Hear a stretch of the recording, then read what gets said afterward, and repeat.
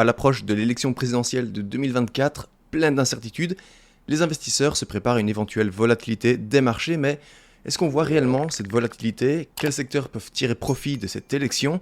C'est ce que je vous propose de voir dans cette vidéo. Et commençons par la volatilité. Pour vérifier, on peut regarder le VIX, qui est un indicateur de volatilité du marché financier américain. Il est établi quotidiennement par le CBOE et est calculé en faisant la moyenne des volatilités annuelles sur les options d'achat et les options de vente sur l'indice S&P 500. Et comme vous le voyez sur cette image, depuis 1990, le niveau médian du VIX, la veille du jour de l'élection, était de 18,4. Et cette année, le niveau du VIX est le quatrième plus élevé des 9 présidentielles depuis 90, à 22,45. On en conclut donc que oui, il y a un peu plus de volatilité que d'habitude, mais rien d'exceptionnel. Vous devez garder en tête que de toute façon, autour des élections, il y a toujours beaucoup de bruit, beaucoup de rumeurs et de volatilité, et que la meilleure manière d'aborder cette élection, c'est de réfléchir au secteur qui pourrait en bénéficier le plus. Je vous partage entre nous un petit secret pour vous rassurer. Que ce soit un gouvernement républicain ou démocrate, on s'en fiche puisque le marché américain a toujours prospéré long terme et continuera de prospérer. Il suffit d'ailleurs de regarder la croissance du S&P 500 sur ces 10, 20, 50 dernières années. Regardez, on a une magnifique croissance.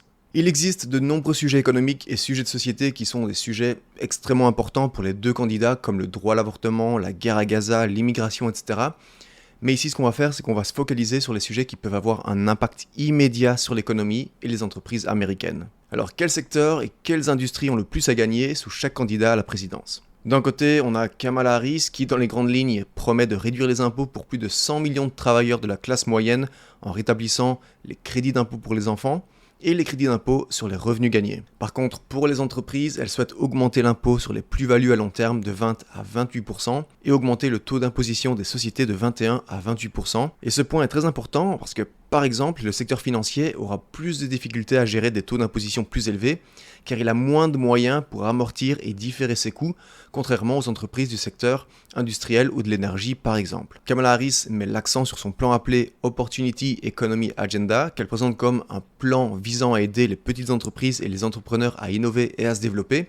Elle a également un plan de création d'entreprise d'ailleurs, avec l'objectif d'atteindre 25 millions de nouvelles demandes de création d'entreprise au cours de son mandat, en augmentant la déduction fiscale pour les frais de création, donc les frais de démarrage des startups, des petites entreprises, de 5 000 à 50 000 $. Elle promet également de combattre les pratiques commerciales déloyales de la Chine ou tout autre pays qui nuisent aux travailleurs américains et veiller à ce que les États-Unis soient à la pointe des industries du futur telles que les semi-conducteurs, les énergies renouvelables et l'intelligence artificielle. Si Harris est élue, elle annonce poursuivre la mise en œuvre de l'Inflation Reduction Act, un héritage clé de l'administration Biden qui représente un atout pour les secteurs de l'éolien, du solaire, des biocarburants, du nucléaire et de l'hydrogène. Mais le gros problème, c'est qu'une grande partie de cet acte n'a pas été mise en œuvre pendant l'ère Biden, alors qu'Harris était vice-présidente. Donc la question qu'on se pose, c'est est-ce que par magie, elle arrivera à le faire si elle est élue? Je vous laisse juger. De son côté, Donald Trump veut mettre fin à l'inflation, réduire le taux d'imposition sur les sociétés à 15%. Tout comme Harris, il veut augmenter le pouvoir d'achat des Américains en augmentant de façon significative le crédit d'impôt pour les enfants, qui permet aux familles américaines en fait de réduire leurs taxes pour chaque enfant dans le foyer. Trump veut réduire les dépenses publiques, faire en sorte que les États-Unis deviennent le plus grand producteur d'énergie au monde et faire baisser le coût de l'énergie. Il est favorable au forage et voudrait élargir les zones d'exploration pétrolière.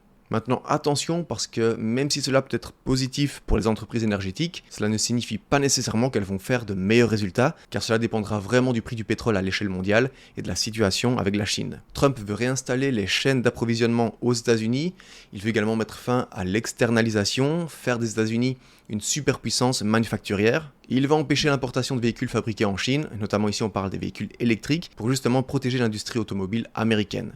Il veut augmenter les droits de douane sur les produits fabriqués à l'étranger, tout en réduisant les impôts. Par exemple, ce qu'il a dit, c'est qu'il souhaite imposer une taxe d'importation de 10% sur toutes les importations aux États-Unis et de tarifer à 60% au plus les importations en provenance de Chine. Vous l'avez compris, ces taxes d'importation pour impacter les grandes entreprises qui ont une exposition internationale et donner un avantage aux petites entreprises qui sont plus locales. Il promet un allègement des réglementations et certaines réglementations en suspens seront annulées ou mises de côté. Retenez par là qu'il souhaite globalement un environnement réglementaire moins répressif et les entreprises seront plus susceptibles de s'engager dans des fusions et acquisitions, sans avoir à redouter l'intervention des régulateurs notamment pour bloquer des transactions, comme par exemple ces derniers mois avec les régulateurs qui ont empêché la chaîne de supermarchés Kroger de faire l'acquisition de l'entreprise Albertsons, et des exemples comme ça, il y en a eu des dizaines si pas des centaines en 2024. Les principaux bénéficiaires donc de cette déréglementation et des fusions-acquisitions, ça va être les banques régionales, les small caps qui devraient mieux se porter. Et d'ailleurs, fait intéressant, si vous regardez après l'élection de Trump en novembre 2016, les petites capitalisations ont vraiment bien performé avec le Russell 2000 qui sur 2 ans a pris plus de 70%. Je me dois aussi de parler d'un sujet important, les cryptos. Avec Trump, les cryptos pourraient également performer parce que Trump, qui était anti-crypto au début, a radicalement changé son point de vue sur la crypto en annonçant qu'il sera le président pro-crypto et qu'il donnera un coup de pouce à l'industrie au cours de son second mandat. Que peut-on en conclure ? Eh bien, on peut en conclure qu'il est difficile pour les investisseurs de se positionner pour une victoire de Trump ou de Harris, et que le mieux à faire c'est de s'intéresser à des secteurs qui sont susceptibles de performer quel que soit le gouvernement en place, et je pense à un secteur en particulier. Un secteur qui bénéficierait sous une administration Trump ou Harris est celui des sociétés d'investissement immobilier. Vous connaissez les REIT, R-E-I-T. Ce qui est intéressant avec les REIT, c'est que Trump est très favorable à des taux d'intérêt plus bas, et Harris a également indiqué qu'elle souhaitait des taux plus bas pour le logement. Tous les deux veulent des taux bas, ce qui est bénéfique pour les REITs. Les REITs ne seraient pas affectés par une hausse des taux d'imposition des entreprises,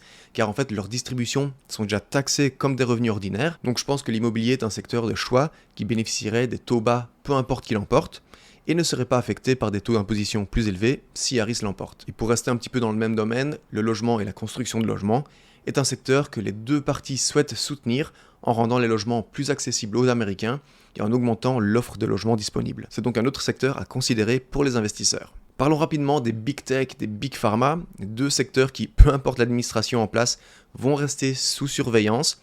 Ici, il faut bien comprendre que la surveillance des grandes entreprises pharma et des géants de la tech n'est pas un problème républicain ou démocrate, mais c'est plutôt un enjeu populiste. Les gens sont préoccupés par le pouvoir qu'ont ces grandes boîtes tech, notamment en matière de confidentialité des données personnelles. Donc on va continuer à avoir un examen minutieux de ces entreprises, et les sociétés pharmaceutiques, les big pharma, elles, se retrouvent également dans la ligne de mire, qu'il s'agisse des compagnies d'assurance maladie ou des grands laboratoires pharmaceutiques, car on a vu une très forte inflation dans le secteur de la santé, et c'est donc un secteur qui pourrait être mis au défi sous une administration Harris ou Trump, peu importe, avec une attention particulière sur le prix des médicaments et les remboursements des assurances maladie. Au final, le conseil que je vais vous donner, c'est que peu importe qui sera au pouvoir, en tant qu'investisseur particulier, les deux seules choses sur lesquelles vous devez vous focaliser, c'est 1. La diversification de votre portefeuille en vous assurant une bonne diversification sectorielle et géographique, et 2. L'analyse continue des entreprises dans lesquelles vous investissez pour vous assurer d'investir dans des entreprises de qualité qui possèdent de bons fondamentaux. Parce qu'il faut comprendre une chose, c'est qu'au final, ce qui anime réellement les marchés, c'est la croissance des bénéfices des entreprises, l'inflation et la politique de la Fed. Sur base de ces trois éléments, si ce qui en ressort est positif, eh bien les marchés continueront de se porter relativement bien, peu importe que l'on soit sous une administration Trump ou Harris. La pire chose par contre que vous puissiez faire serait de tout liquider aujourd'hui, tout revendre, de passer en cash juste avant une élection. Vous connaissez sans doute cette célèbre phrase de Kenneth Fisher: Time in the market beats timing the market. C'est-à-dire que le temps passé investi sur les marchés bat le fait d'essayer de timer le marché et de rentrer à certains moments. Si vous avez apprécié cette vidéo les amis, je vous invite à laisser un gros pouce bleu et à vous abonner à la chaîne pour ne pas rater mes prochains contenus. Et je vous laisse maintenant avec 2 autres vidéos de la chaîne qui devraient vous intéresser. Merci à tous d'avoir regardé cette vidéo jusqu'à la fin, et en attendant la prochaine, je vous dis salut. Ciao ciao.